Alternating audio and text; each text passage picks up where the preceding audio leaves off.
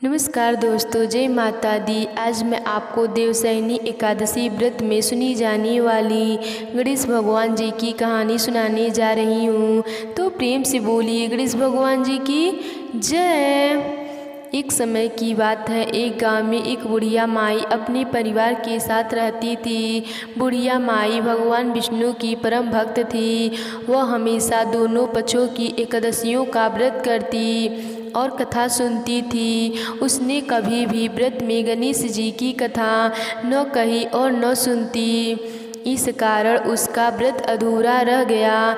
पर बुढ़िया माई को इस बात का पता नहीं था। उसे तो लगता था कि वह तो पूरा व्रत कर रही है और उसके व्रत के पुण्य से उसको वैकुंठ लोक की प्राप्ति जरूर होगी। देखते ही देखते बुढ़िया माई की मृत्यु हो गई। उन्हें लेने यमलोक के दूत आए।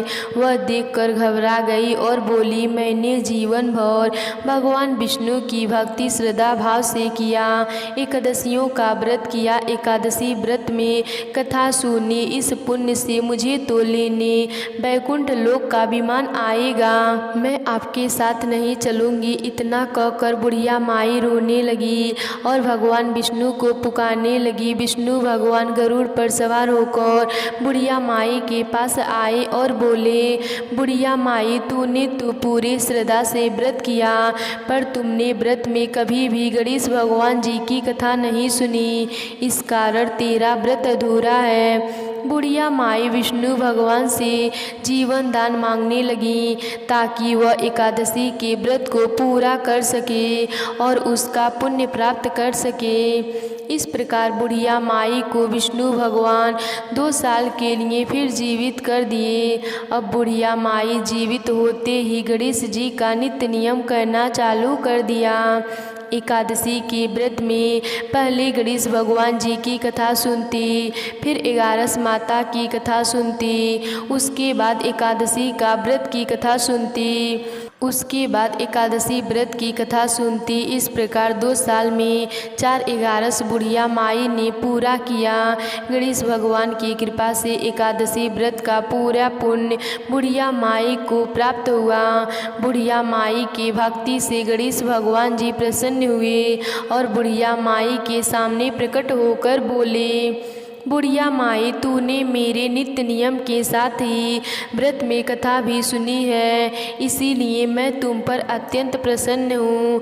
मैं तुम्हें आशीर्वाद देता हूँ कि जब तक यह पृथ्वी रहेगी तब तक तुम्हारा इस तपस्या का गुणगान लोग करते रहेंगे। साथ ही एकादशी व्रत में तुम्हारे इस कथा को जो भी मनुष्य प्रेम पूर्वक सुनेगा उसको व्रत का संपूर्ण फल प्राप्त होगा।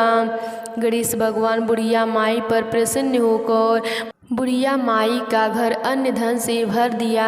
साथ ही रिद्धि सिद्धि का वास करके अंतर ध्यान हो गए। 2 साल बीतने पर बुढ़िया माई की मृत्यु हुई। इस बार उसे लेने वैकुंठ लोक से विमान आया। बुढ़िया माई को पूरे मान सम्मान के साथ वैकुंठ लोक ले जाया गया। इस प्रकार गणेश भगवान जी की कृपा से बुढ़िया माई को वैकुंठ धाम में वास मिला। हे गणेश भगवान जी, जैसे आपने बुढ़िया माई पर कृपा करी वैसे ही हम सब पर करना। तो प्रेम से बोलिए गणेश भगवान जी की जय, विष्णु भगवान जी की जय। अब सुनते हैं गणेश भगवान जी की दूसरी कथा। एक समय की बात है, एक गांव में एक बुढ़िया माई रहती थी। उनके घर में उनकी इकलौती बहू रीमा भी उनके साथ रहती थी, जो कि बहुत ही चालाक थी।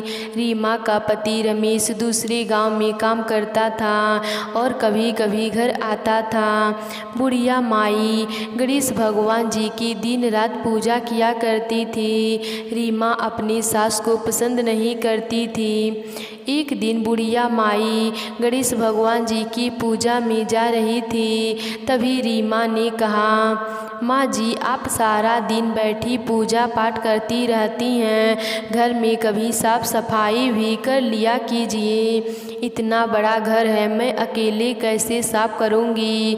बुढ़िया माई ने कहा, बहू मेरे आँखों से कम दिखाई देता है, इसीलिए मैं कोई काम नहीं कर पाती हूँ। उसकी बात को सुनकर रीमा को गुस्सा आ गया। वह वहाँ से चली जाती है। रीमा को पता था कि उनकी सास ठीक से देख नहीं पाती है, इसीलिए वह अपने लिए पकवान बनाती है और सास को सूखी रोटी देती है। एक दिन बुढ़िया माई ने कहा, बहू यह रोटी खाई नहीं जाती है, इसके साथ थोड़ा सा दाल दे दो। तब रीमा ने कहा, माँ जी 2 महीने से आपके बेटे ने एक भी पैसा नहीं भेजा, दाल कहाँ से आएगा। यह सुनकर बुढ़िया माई को बेटे की चिंता होने लगी। उसने कहा, तुमने पहले क्यों नहीं बताया, पता नहीं मेरा बेटा किस हाल में होगा, कहीं किसी परेशानी में न हो। मैं तो कम देख पाती हूँ, तू दूसरे गांव में जाकर देख। तब रीमा ने बहाना बनाते हुए कहा, मैं आपको और घर को अकेला छोड़कर कैसे जा सकती हूँ, उन्हें पता लगेगा तो वह मुझे भला बुरा सुना देंगे। इस तरह कुछ दिन और बीत गए। रमेश हमेशा समय पर पैसा भेज देता था, लेकिन रीमा बुढ़िया माई से कहती थी कि न तो पैसा आया और न ही उनकी कोई खबर आई। बुढ़िया माई एक दिन उदास होकर बैठी थी। रीमा घर पर नहीं थी। तभी उनकी एक पड़ोसन आई। उसने कहा, माँ जी आप कुछ परेशान दिख रही हैं। बुढ़िया माई ने उसे सारी बात बताई। तब उस पड़ोसन ने कहा, माँ जी आप रोज गणेश भगवान जी का नाम का मंत्र 108 बार जपा करो और गुड़ का भोग लगाया करो। अगर बिना नियम टूटे आपने यह कार्य एकादशी से एकादशी दिनों तक कर दिया तो आपका बेटा घर आ जाएगा। बुढ़िया माई ने कहा, लेकिन गुड़ कहाँ से लाऊंगी, मेरे पास तो पैसे भी नहीं हैं। तब पड़ोसन ने अपने घर से गुड़ लाकर दे दिया। बुढ़िया माई को लाकर दिया। इस प्रकार बुढ़िया माई ने अगले दिन से माला का जप करना शुरू कर दिया। सुबह पूजा करने के बाद बुढ़िया माई माला लेकर बैठ जाती, गणेश भगवान जी का जप शुरू कर देती। कुछ दिन बाद गणेश भगवान जी की कृपा से रमेश का काम बढ़ गया और वह ज़्यादा पैसे भेजने लगा। लेकिन रीमा ने अपनी सास को कुछ नहीं बताया। बुढ़िया माई हर दिन 108 मंत्र का जाप करती रही। कुछ दिन बाद रीमा को पता चला कि उसकी सास बेटे को घर आने के लिए माला का जप कर रही है। तब उसे डर सताने लगा कि रीमा ने सोचा, यदि मेरी सास की जप पूरी हो गई तो मेरा पति वापस आ जाएगा, तो मेरी सास उसे सब बता देगी और यदि मेरे पति को सब पता लगा तो वह मुझे घर से निकाल देंगे। इसी सब से बचने के लिए उसे एक उपाय सूझी। जब बुढ़िया माई सो रही थी तब उनकी माला में से एक दाना निकाल दिया। अब माला में 107 मोती रह गए।